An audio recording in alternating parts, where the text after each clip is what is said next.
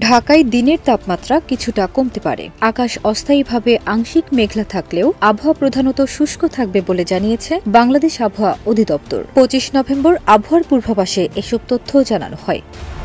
এলএমই certified বিশ্বসেরা কপারে তৈরি Walton cables, যা আপনার স্থাপনাকে রাখবে সব সময় নিরাপদ।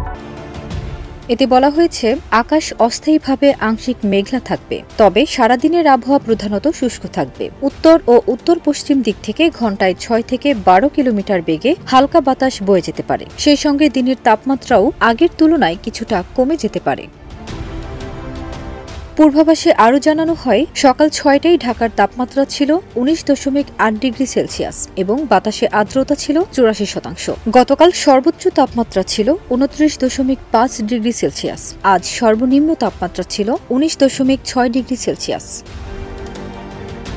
ফারজানা নিকিতা, দেশ রূপান্তর।